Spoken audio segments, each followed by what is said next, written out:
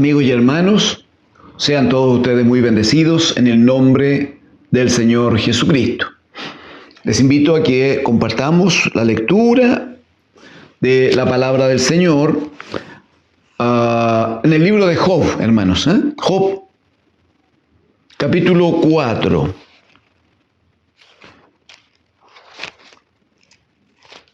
Libro de Job en el capítulo 4. Vamos a leer allí los primeros 9 versículos. Amén. Una vez más, Job capítulo 4, versículos 1 al 9, leo en el nombre del Señor Jesucristo. Entonces respondió Elifaz temanita y dijo: si probáremos a hablarte, te será molesto. Pero ¿quién podrá detener las palabras? He aquí, tú enseñabas a muchos y fortalecías las manos débiles. Al que tropezaba, enderezaban tus palabras y esforzabas las rodillas que decaían. Mas ahora que el mal ha venido sobre ti, te desalientas. Y cuando ha llegado hasta ti, te turbas. ¿No es tu temor a Dios tu confianza? ¿No es tu esperanza la integridad de tus caminos? Recapacita ahora. ¿Qué inocente se ha perdido? ¿Y en dónde han sido destruidos los rectos? Como yo he visto, los que harán iniquidad y siembran injuria, la ciegan. Perecen por el aliento de Dios y por el soplo de su ira son consumidos. Amén. Amén al Señor. Gracias al Señor.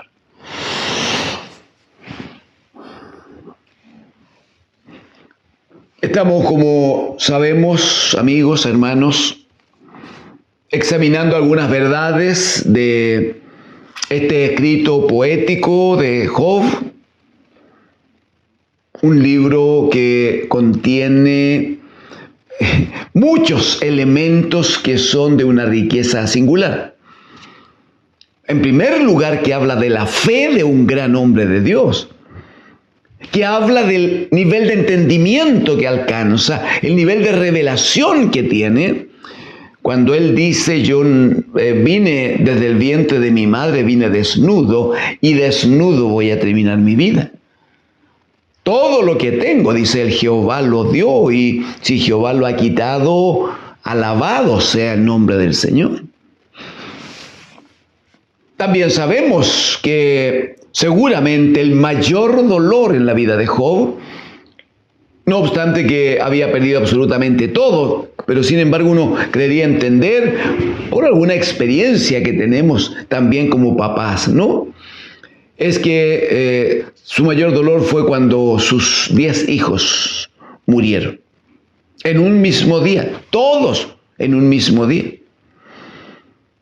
Y luego entonces, cuando ya era muy pobre, no tenía hijos y estaba enfermo, viene su mujer y le dice: maldice a Dios y muérete.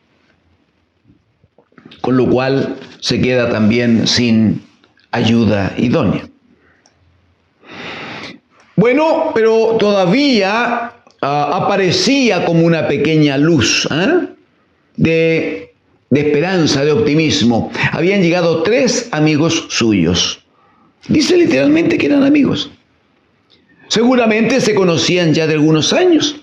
Seguramente habían compartido algunas manifestaciones sociales. Ellos dicen que tomaron acuerdo para reunirse porque vivían en lugares separados. Tomaron acuerdo para venir juntos. ¿Y cuál era su anhelo? Condolerse de él y, bueno, apoyarle, respaldarle, estar a su lado. El problema que ocurre con estos amigos, según lo vamos a ver, yo espero que podamos verlo juntos, el problema de ellos es que ante la situación difícil de un hombre, ante el dolor de la enfermedad, ante la difícil posibilidad de entender lo que pasaba con ese cambio socioeconómico que había tenido Job, aparece entonces la tentación. Algo de eso vamos a conversar hoy. Aparece la tentación del juicio, de juzgar a aquel que está afectado. Había una tendencia en la antigüedad, una tendencia que duraba hasta los tiempos de Jesucristo. Cuando el Señor Jesucristo estaba en la tierra, según lo declara el apóstol Juan en el capítulo 9 de su libro, dice que el Señor pasó junto a un hombre de nacimiento, ciego de nacimiento, frente a un hombre ciego de nacimiento. Y la primera reacción de los discípulos en Juan 9:2 le preguntaron a sus discípulos diciendo: Rabí, ¿quién pecó, este o sus padres, para que haya nacido ciego? O sea, la cultura de aquellos años decía que si un hombre estaba pasando por tiempos difíciles y duros, si un hombre lo estaba pasando mal, es porque Dios le estaba castigando su pecado. No había para ellos otra explicación. De hecho, el Señor Jesucristo tiene que responder a los discípulos y le dice: no es que pecó este. De hecho, el ciego del capítulo 9 de Juan era un ciego de nacimiento. ¿Cómo podría haber pecado en el vientre de su madre? Entonces el Señor le dice: no es que pecó este, ni sus padres. Perdón, no significa que el Señor les esté diciendo que no haya pecado en él o que nunca hayan pecado sus padres. No, Él está respondiendo a la pregunta. La pregunta es: para que este hombre haya nacido ciego, el pecado que Dios está castigando, ¿es un pecado de él o un pecado de sus padres? Ese es el punto. Y la respuesta del Señor es: Dios no está castigando ni pecado de este ni pecado de sus padres. Ese es el punto. Sino, dice, para que las obras de Dios se manifiesten en él. O sea, aquí hay un propósito de Dios que no está ligado a un castigo por la mala acción de alguno de ellos. Bueno, de ahí en adelante el Señor va a mostrar tanta verdad que por gracia de Dios hemos alcanzado a conocer. Vamos a tener la bendición de saber que si un hombre o una mujer recibe a Jesucristo en su vida, Dios mismo, dice, le da la potestad de ser hechos hijos suyos. Juan 1:12. La Escritura va a decir en el capítulo 12 de la carta a los Hebreos que el Señor, Dios, dice, al que toma por hijo lo disciplina y lo azota, porque el Señor no quiere que se pierda. El Señor prefiere la corrección, Él prefiere la disciplina, de tal manera que el pecador se arrepienta y finalmente sea salvo. Entonces, esta cultura religiosa decía que ningún hombre podía sufrir por otra causa que no fuera el castigo de Dios por algún pecado cometido. Esto queda muy claro, amigos y hermanos, muy claro.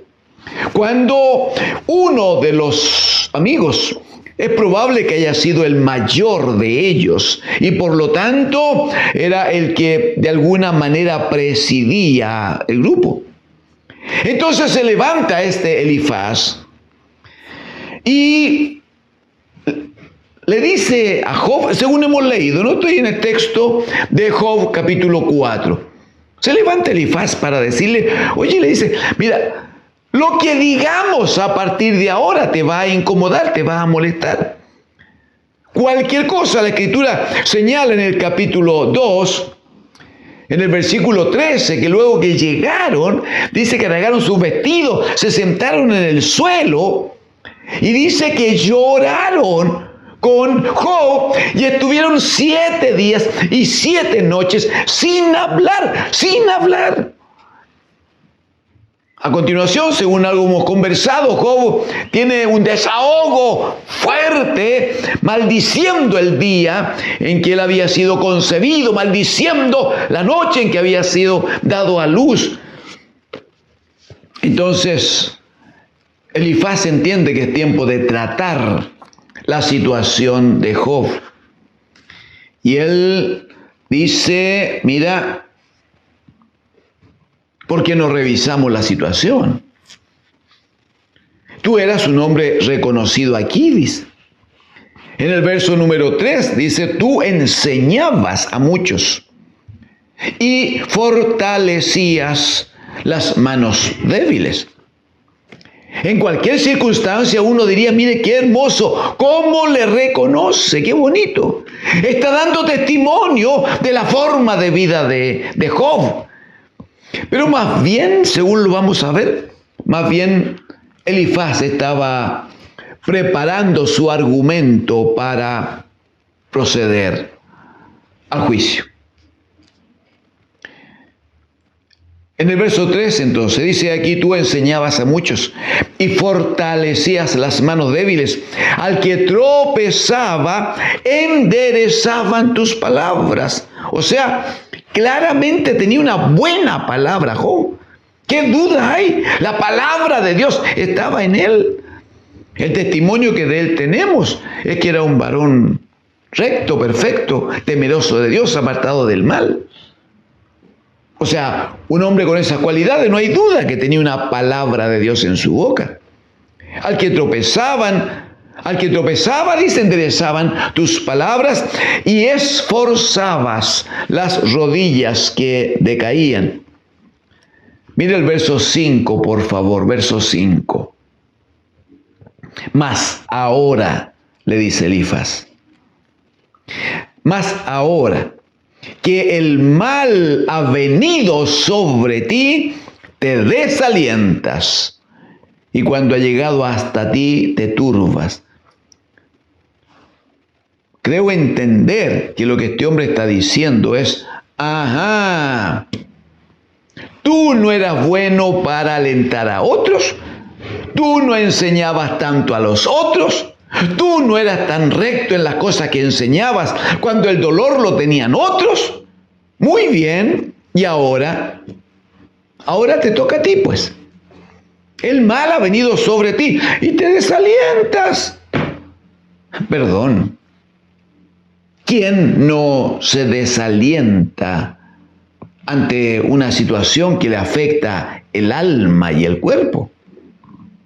¿Quién no sufre cuando está viviendo tiempos tan terribles como los que está viviendo Job?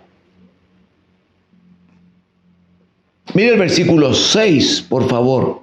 Le dice Elifaz, ¿no es tu temor a Dios tu confianza? ¿No es tu esperanza la integridad de tus caminos? O sea, está diciendo, si tú has declarado que tú confías, dependes, tu fundamento es la dependencia de Dios, que confías plenamente en el Señor, que le temes a Dios en toda circunstancia. Eso es lo que hemos escuchado de ti. Entonces, si tú dices que tu integridad, que tu esperanza es la integridad en tus caminos, bueno, discutámoslo, dice Elifaz. Y aquí viene ahora entonces los versículos 7, 8 y algún otro que vamos a compartir. Elifaz le dice en primer lugar, mire por favor, verso 7, le dice, recapacita ahora. Juzguemos la situación. Y le pregunta, ¿qué inocente se ha perdido? ¿Y en dónde han sido destruidos los rectos? O sea, si fueses inocente, no estarías en la condición que estás. Si fueses recto, no estarías viviendo el dolor y los momentos que hoy estás viviendo. Versículo número 8. Dice Elifaz, como yo he visto, los que harán iniquidad y siembran injuria, la ciegan.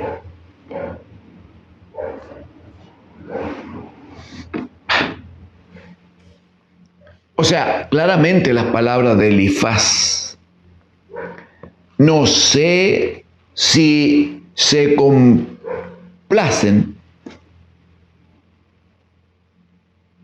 no sé si están ajustadas mejor al propósito que se supone que tenía cuando tomaron acuerdo de venir juntos a ver a Job su amigo, porque iban a venir juntos para condolerse de él y para consolarle. No sé cuánta consolación podríamos ver en esto que estamos leyendo. No sé cuánto estado de condolencia haya respecto de todo lo que Elifaz está hablando. Es muy claro cuando él dice que los justos y los rectos no sufren castigo de Dios. El castigo lo sufren los que harán iniquidad y siembran injuria. Ellos, dice, necesariamente esto los ciegan también. O sea, nosotros estamos viendo lo que tú recibes, dicen ellos. Entonces podemos deducir con mucha facilidad cuál ha sido tu comportamiento anterior. En el versículo número 9, hablando de estos que harán iniquidad y siembran injuria, le dice este hombre, perecen estos hombres malos. Perecen, dice, por el aliento de Dios y por el soplo de su ira, son consumidos. Perecen por el aliento de Dios y por el soplo de su ira, son consumidos.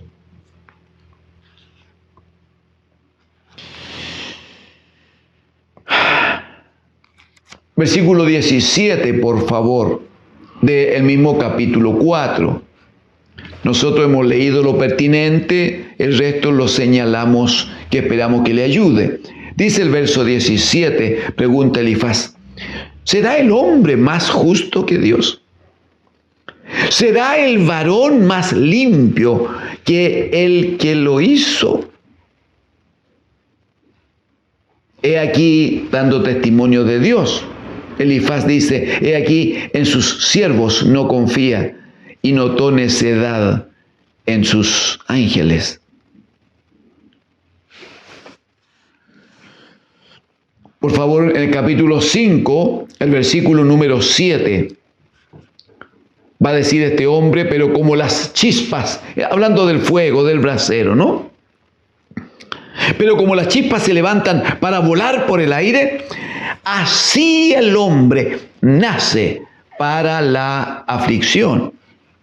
Ustedes recordarán que Job era un hombre muy enriquecido. Dice que era de los más grandes de Oriente en el primer capítulo. Era un hombre que vivía muy bien, que tenía una gran familia, que todo funcionaba en orden, que él buscaba honrar al Señor sobre todas las cosas.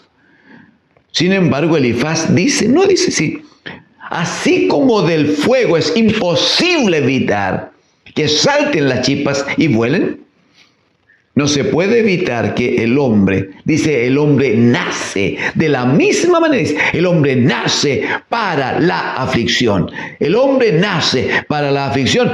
Es como decirle, tú te libraste antes.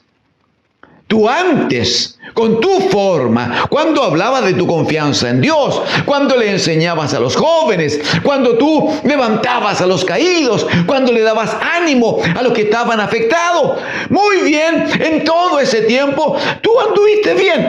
Sí, pero todo hombre nace para la aflicción. Mire, está dando testimonio Elifaz de que Dios es un Dios cruel. Es un Dios que no tiene misericordia. No está diciendo que algunos hombres, no está diciendo que a consecuencia de hechos concretos. No. Dice que en la forma natural que de un fuego, de un brasero, las chispas salten naturalmente, siempre es así. Eso no se puede evitar. Siempre es así. Y dice, saltan y vuelan. Dice, de la misma manera, el hombre nace para la aflicción. Y a ti no te había tocado antes, entonces te tenía que tocar, le dice. Mire el versículo 8, por favor. Miren el llamado que este hombre le hace a su amigo. Le dice en el 8, ciertamente, le dice, yo buscaría a Dios y encomendaría a Él mi causa. Yo buscaría a Dios. Le está diciendo que él está lejos de Dios. Que el pecado que habrá cometido, que no lo ha confesado, que el pecado en el que está metido será tan grande que está separado de Dios, que Dios no le ve, que Dios no le mira, que Dios no le considera. Ustedes y yo, si han estado atentos a las predicaciones, o si quiere observarlo, se dará cuenta que en los capítulos 1 y 2, Dios el Señor da 2 veces testimonio respecto de Job. Para decirle a Satanás, no has considerado a mi siervo Job, que no hay otro como él sobre la tierra. Varón perfecto y recto, temeroso de Dios, apartado del mal, testimonio de Dios sobre Job.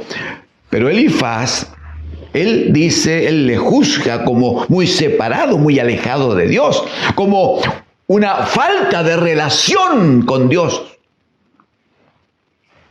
Él está hablando del castigo de Dios sobre un hombre pecador. Entonces, ¿cuál es su llamado? Dice, ciertamente yo buscaría a Dios y encomendaría a Él mi causa. Mire el 9. El cual hace cosas grandes e inescrutables y maravillas sin número. Dice, este Dios que da la lluvia sobre la faz de la tierra y envía las aguas sobre los campos, que pone a los humildes en altura. O sea, le está diciendo que Job está humillado y tirado sobre el piso porque él no fue humilde, porque él tuvo otra actitud, seguramente porque tenía algún espíritu muy altivo. Bueno, dice que Dios pone a los humildes en altura y a los enlutados levanta a seguridad, que frustra los pensamientos de los asuntos para que sus manos no hagan nada. Y en el verso 13 dirá que prende a los sabios en la astucia de ellos y frustra los designios de los perversos.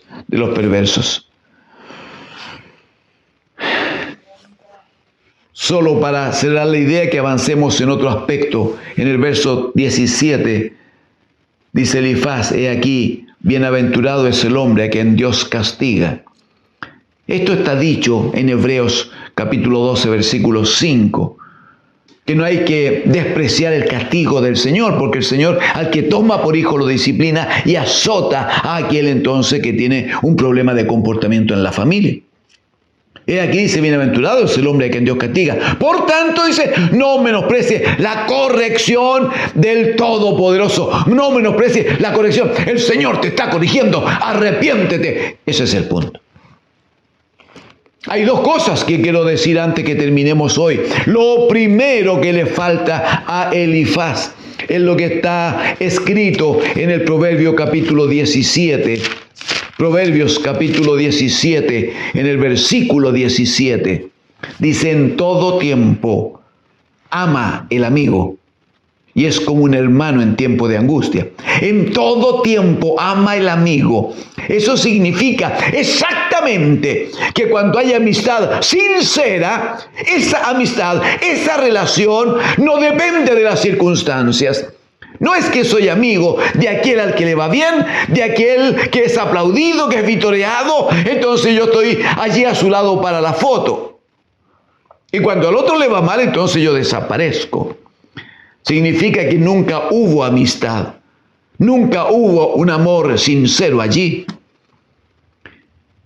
En todo tiempo ama el amigo. Cuando todo está bien, cuando el amigo está floreciendo, bueno, allí está el amigo y se goza con el amigo que lo pasa bien. Pero cuando el amigo lo está pasando mal, entonces este que es su amigo deberá o debería estar allí también entonces, para ayudar, para apoyar, para consolar.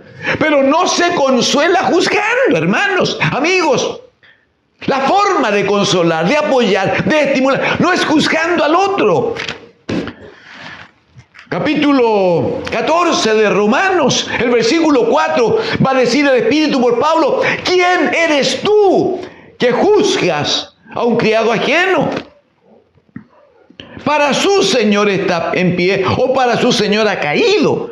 Pero ese es un problema del criado con su amo, con su señor.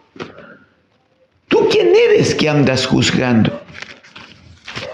¿Por qué no terminamos juntos en Mateo capítulo 7, amigos y hermanos?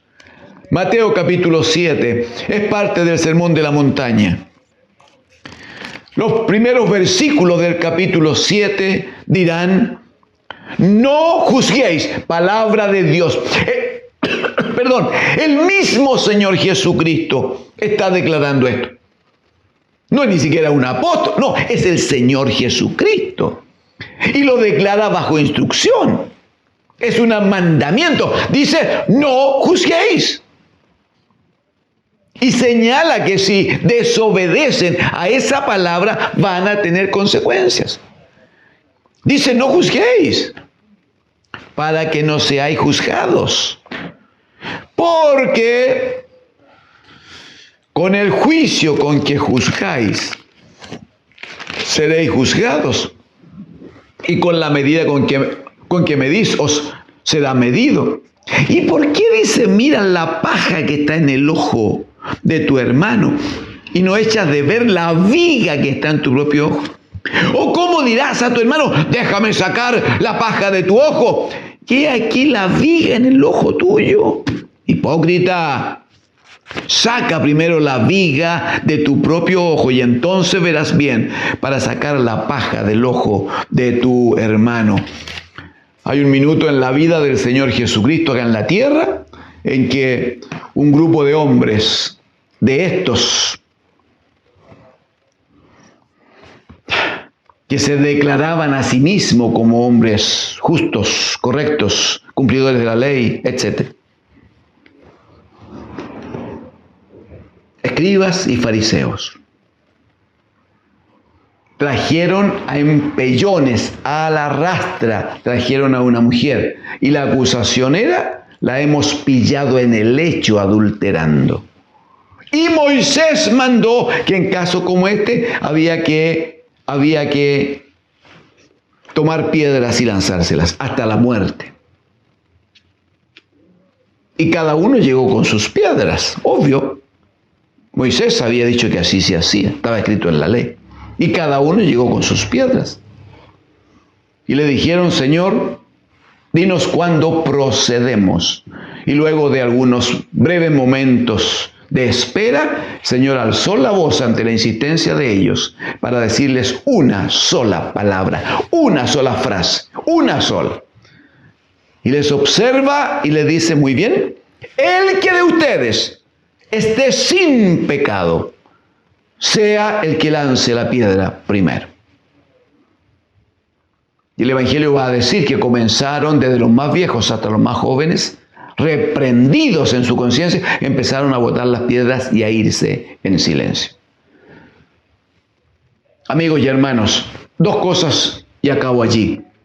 Primero, no hay hombre que esté autorizado para juzgar a su hermano. No lo hay. Nadie debería hacerlo. Nadie debería hacerlo. Por lo tanto, que este amigo, entre comillas, de Job le haya estado juzgando, ya no está procediendo en conformidad al amor y a la misericordia que Dios tiene.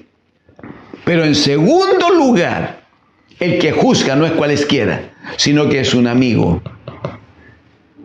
Y la palabra profética en el proverbio va a decir, el que tiene amigo ha de comportarse como amigo. Porque en todo tiempo, ahí está el punto. No dice que el amigo debe levantarse como el primer juez. No dice que el amigo es el que debe enrostrarle al otro lo que le parece que puede o no haber sido. Mucho menos si ni siquiera tenían prueba de nada.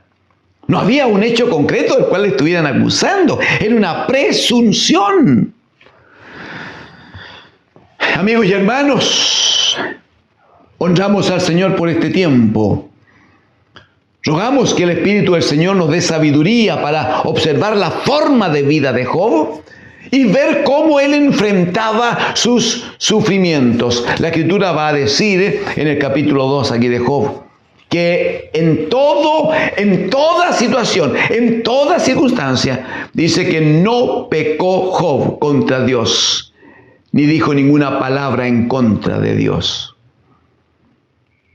Primera enseñanza, observemos a Job y aprendamos a vivir honrando a Dios. Segunda enseñanza, si tiene amigo, sea amigo siempre, no cambie según las circunstancias. Su amigo cuando más le necesita es cuando esté pasando dificultades. No es el momento, como se usa entre la gente habitualmente, no es el momento de hacer leña de un árbol que ha caído. No es el momento. Y si no tiene amigos y algún día alguien necesita amistad, comprométase a que esa sea una amistad sincera en el amor de Dios. No solo cuando la cosa está bien, sino mayormente cuando la situación del otro está mal. Que Dios, el Señor, bendiga sus vidas. Amén.